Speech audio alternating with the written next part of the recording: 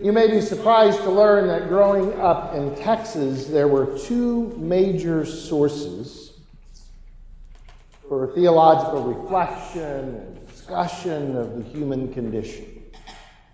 You may not be surprised that the first source was the Bible. But in Texas, the second source is always country and western music. You laugh. I actually had a seminary professor teach a class called The Theology of Willie Nelson and Waylon Jennings. It was a great class, insightful, amazingly very theological and eye-opening. But who couldn't take some country and western classics to see? I wrote some down that I could think of that might be expressing something about God and about the world and about our human condition in it, such as "Drop Kick Me Jesus Through the Goalposts of Life." Dick knew that one immediately as I started. Or one of my personal favorites, "I've been roped and thrown by Jesus in the Holy Ghost corral." Very meaningful theological ideas. And who of us hasn't felt at some time like the title of one song, which is "I'm Just a Bug on the Windshield of Life," right? Or who of us couldn't think of sin in the great, or sin is defined by looking for love in all the wrong places.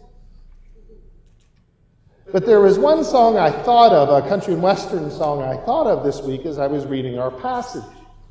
And it's a Garth Brooks song, and the title of it was "Unanswered Prayer." Has anybody ever heard that song? I'm curious. I didn't know if there were many country western folk here. So, Unanswered Prayers.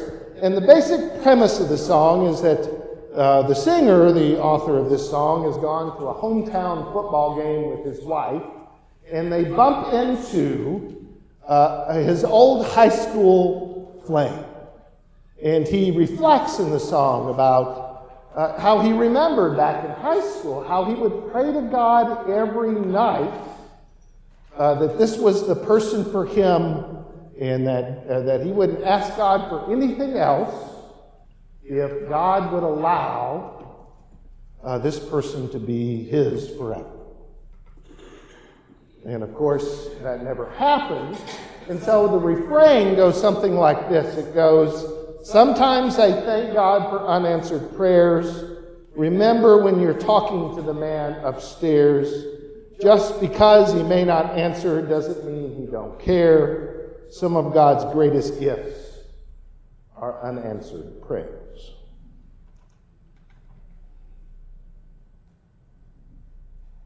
Some of God's greatest gifts are unanswered prayers. I like the song, but I'll be honest, I'm not sure I like the theology. And I struggle with it a little bit. Unanswered prayers.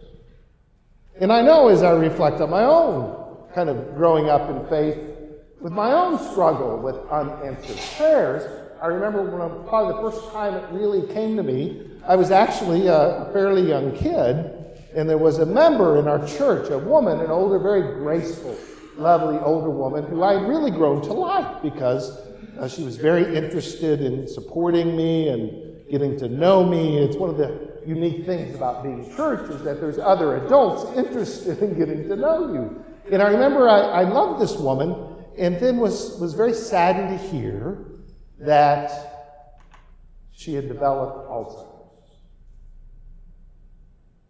And I remember as a kid, I even knew a little bit of what that meant, but I remember struggling a little bit, and so I decided I was going to pray as hard as I could.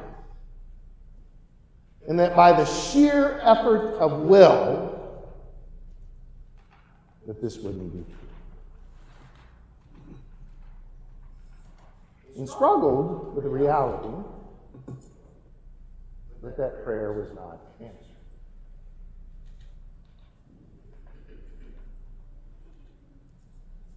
And that didn't feel like a gift in any way. Now, our story begins with a disciple going to Jesus and saying, Lord, teach us to pray. Now, what's ambivalent about that, I mean, Hannah's very right in saying maybe he's asking Jesus to teach him how to pray. Or maybe he's just asking Jesus, what does it mean to pray? Teach us to really, really pray. Give us the right words. Tell us the right attitudes. Give us the magical words that in many ways might get a response, an answer to our prayer. And what's odd about that is the particular disciple who says this, who asks this question, Lord, teach us to prayer, he's part of a people who prayed all the time. The temple, home. This is not the 21st century in which prayer is less connected to our daily living. In his time, they prayed every day. It was an integral part of their lives. So it's an odd question. Lord, teach us to pray. It's also odd, I think, because there is something essential about being a human being that prayer is a significant part of who we are. Even in the 21st century, that actually prayer comes from within us naturally. I can imagine, thousands of years ago, the first human beings on the tundra looking up at the amazing sky and stars and evoking from them this sense of prayer. Please, God. He's saying, please, God, universe, whatever, bring me food. That in a sense, and it's an essential part of us, so we don't have to be taught how to pray or to pray in many ways because it comes from us naturally. It's just a part of being human, isn't it? No, I'm not talking about praying that the Kansas City Chiefs hit the field goal at the end of the game, or I'm not talking about praying that I passed this school test. I'm talking about that thing that comes out of the depth of us asking for something essential. And so afraid that prayer will go unanswered. I think about my own life, that I prayed for 15 years that my mom's cancer would be taken away. Then I prayed as she lay dying that God take away the pain. And I prayed after her passing that God help me with my grief. No one had to teach me to pray that. And we all have that experience in our lives. The challenge in the midst of that is, where is God? And answered prayers. Did I feel I was answered? Yes. And no. And so to explain, Jesus tells this really weird kind of story or simile. He kind of uses the example. He talks about, what if you went to your neighbor and it was midnight at night and you banged on the door and you said, please help me, I have a guest who's come over. I need 3 loaves of bread to feed them. I need you to do it. I'm banging on the door, knocking on it, and the person yells at me, leave me alone. Get away. I'm not coming out. And then Jesus uses this story to kind of say, eventually, because of your shameless audacity of knocking on that door, that friend's going to get up and give you what you need.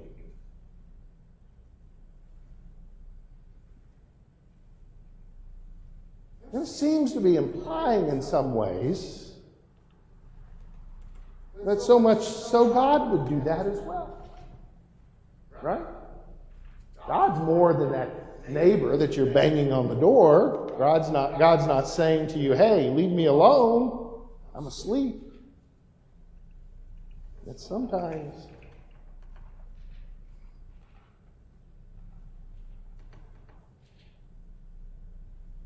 but I think, and it's hard when we wrestle with the words that says, ask and it will be given to you, seek and you will find, knock and the door will be opened. And yet, we know, experience in life, that it feels like we're not receiving, we're not finding, and no doors are being opened. Even as Jesus tells this story. So what's he telling us about prayer? Well, the first thing that really jumped out at me was him describing the shameless audacity to pray. And I love that phrase, the shameless audacity to go to God and say, this is what I need. The shameless audacity to bang on the door and ask God for what we need. The shameless audacity to cry out to God our fears, our anger, anything that's in us that needs to be expressed.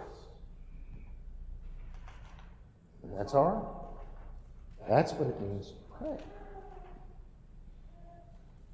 But I think part of the point Jesus is making in this story is he's kind of asking us to trust. That prayer is trust. That God is so much more than that grumpy neighbor. That God is so much more than even a father. That God is so much more than we can imagine. And to pray is to trust, even in the midst of our doubts and fear and anger. Because we call God infinite grace, God infinite mercy. We use phrases like the infinite love of God. And yet, we use those words, but there's no way to define what infinite means. There's no way to grasp.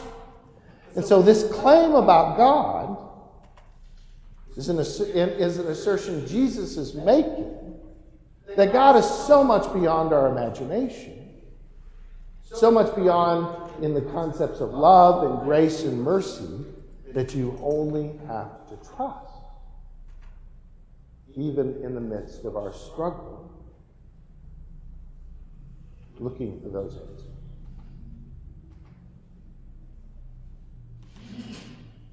As Jesus says, ask and you will receive, but he's not promising you'll receive what you ask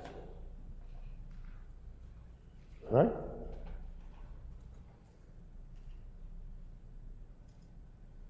Jesus says, seek, but he's not promising that you'll find what you think you're seeking for.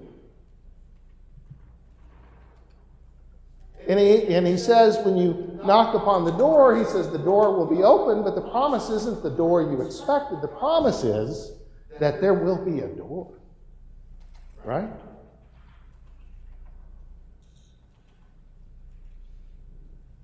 That's why prayer is trust. He is a God of infinite grace and mercy beyond our imagining, is big enough and large enough to be beyond what we can conceive, and can give and open in ways maybe we don't want, but somehow is exactly what we need, if we but trust. C.S. Lewis, I know I've mentioned this movie before, Shadowland. C.S. Lewis, it recounts the story of C.S. Lewis, and particularly his relationship with Joy Grisham, who he met and fell in love with and married. And as soon after they got married, she was diagnosed with bone cancer and began to die. And C.S. Lewis was famous around England and in modern times for his theological acumen. He was famous in many ways for being able to answer questions. What is prayer? He was famous about explaining away suffering and providing theological context and biblical passages. He had the answer in what his experience, and he wrote about this in dealing with in a book called A Grief Observed. He wrestled with this reality that this person he deeply loved and cared for was being taken away even as he prayed. Go. And his friends asked him, well, why are you praying then? And there's this quote he puts in the movie and in the book, Grief Observed. He says, I pray because I can't help it. I pray because I'm helpless. I pray because the need flows out of me all the time, waking and sleeping. And it doesn't change God, it changes me.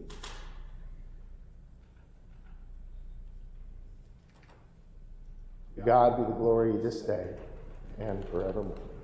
Amen.